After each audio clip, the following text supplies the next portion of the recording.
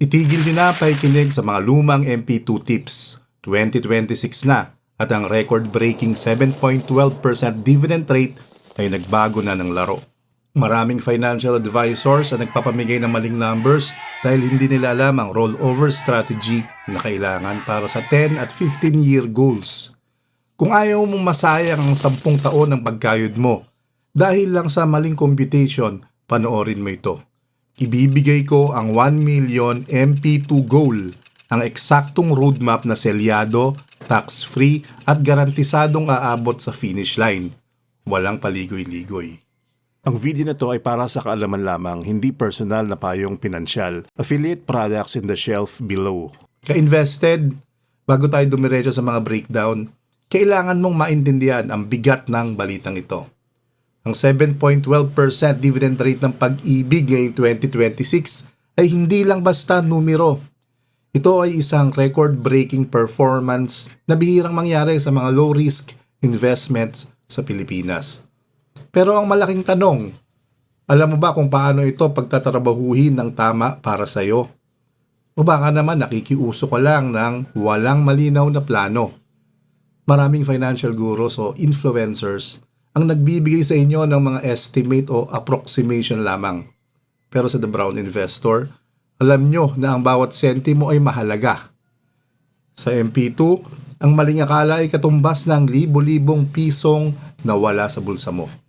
Kailangan nating itama ang logic. Hindi ito parang alkansya na kung magkano ang ihinulog mo, imumultiply mo lang sa bawat bilang ng buwan. Ang ginagamit natin dito ay annual compounding. Ano ba ibig sabihin nito? Ibig sabihin ang kinita mong dividend sa year 1, idadagdag sa iyong total principal. Pagdating ng year 2, ang interest ay hindi lang kakalkulahin mula sa sarili mong hulog, kundi pati na rin sa interest na kinita mo noong nakaraang taon. Ito ang tinatawag nating money making money. Ang tunay na engine ng wealth mo na madalas hindi na ipapaliwanag ng maayos. Dahil dito, ang 1 million peso goal mo ay hindi lang nakadepende sa sipag mo mag-ipon, kundi sa pasensya mo na hayaan ng compounding interest na gumalaw. At dahil 2026 na, kailangan natin i-update ang roadmap mo based sa pinakabagong rate. Ito ang eksaktong roadmap para selyado ang unang milyon mo. Paunawa, ang computations na makikita nyo sa video ito ay hango sa existing online Pag-ibig MP2 calculator. Ginagamit natin ang tool na ito para masigurado ang math natin ay tumpak base sa 7.12% official rate. Tandaan na dividend rates ay maaaring magbago bawat taon, depende sa performance ng fund, kaya ang roadmap na ito ay nagsisilbing gabay para sa iyong 1 million peso goal. Ito ang unang strategy, ang 5-year sprint.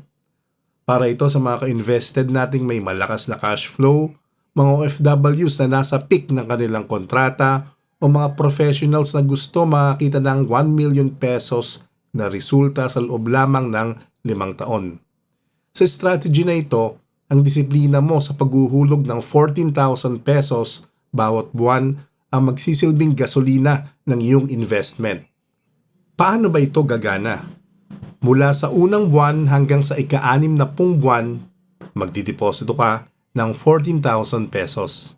Sa loob ng 5 taon, ang total principal o ang perang galing mismo sa bulsa mo ay aabot sa 840,000 pesos.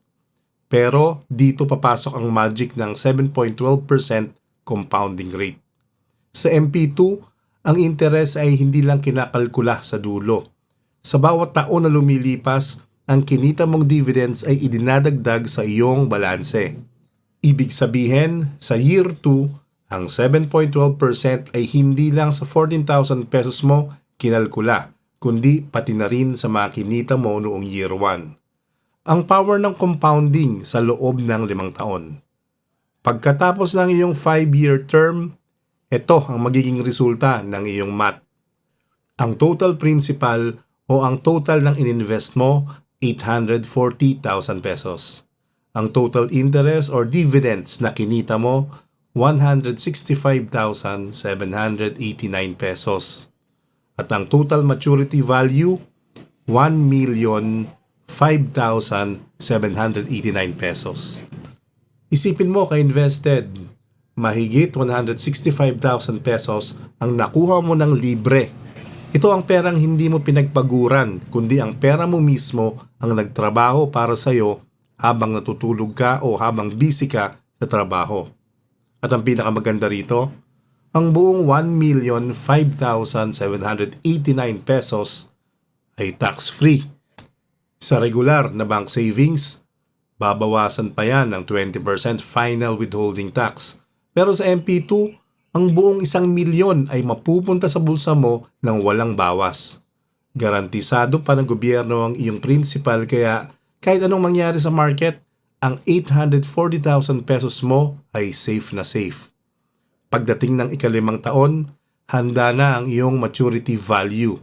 1,000,000 sa loob namang ng 5 taon. Ito ang roadmap para sa mga seryosong mag-exit sa rat race. Ang ikalawang strategy natin ay ang 10-year marathon. Ito ang pinakabalanseng plano para sa mga ka-invested natin gusto ng komportableng monthly budget habang tinatrabaho ang kanilang unang milyon. Sa halagang 5,900 pesos bawat buwan, selyado ang roadmap mo sa loob ng 10 taon. Dahil ang Pag-ibig MP2 ay may 5-year mandatory maturity, kailangan mong gawin ang tinatawag nating rollover strategy. Hindi mo pwedeng pabayaan lang ang pera mo doon ng 10 taon ng walang galaw. Ito ang eksaktong proseso. Ang unang 5 taon or ang cycle 1, maghuhulog ka ng 5,900 pesos buwan-buwan. Sa loob ng 60 buwan, ang total na naipon mo mula sa sarili mong bulsa ay 354,000 pesos. Pero dahil sa 7.12% dividend rate, ang magiging maturity value mo pagdating ng year 5 ay 423,868 pesos. The rollover execution. Pagdating ng ika-5 taon, i-withdraw mo ang buong 423,868 at i-redeposit mo ito agad bilang lump sum sa bago mong MP2 account. Ito ang pinaka-importanting step. Ang perang ito ang magsisilbing higanteng seed money para sa susunod mong 5 taon. Ang pangalawang 5 taon.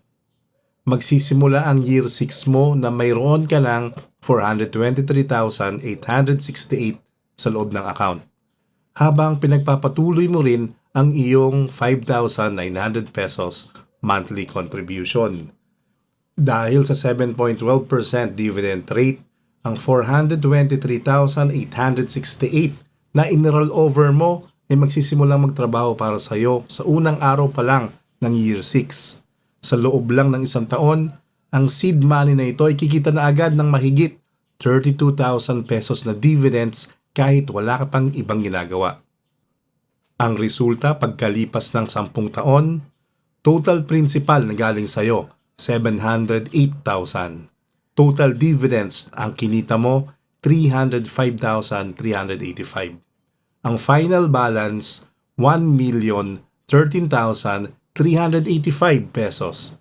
Isipin mo ka-invested, sa loob ng 10 taon, mahigit 300,000 pesos ang idinagdag ng Pag-ibig sa pera mo ng libre sa halagang 5,900 monthly. Siguradong lampas ka sa finish line ng iyong unang milyon. Walang hula-hula, puro eksaktong math lang. Ang huling strategy natin ay ang 15-year slow burn. Ito ay para sa mga ka-invested nating nagsisimula pa lang sa kanilang karir o mga magulang na nag-iipon para sa college fund ng kanilang mga anak. Sa halagang 3,200 pesos bawat buwan, halos presyo lang ng isang seryosong grocery ay mabubuo mo na ang iyong unang milyon sa loob ng 15 taon. Dahil ang MP2 ay may 5-year maturity, dadaan ka sa 3 cycles ng rollover strategy. Ito ang eksaktong math. Unang 5 taon, maghuhulog ka ng 3,200 pesos monthly.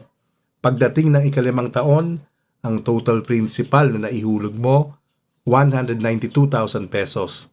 Ang maturity value, 229,894.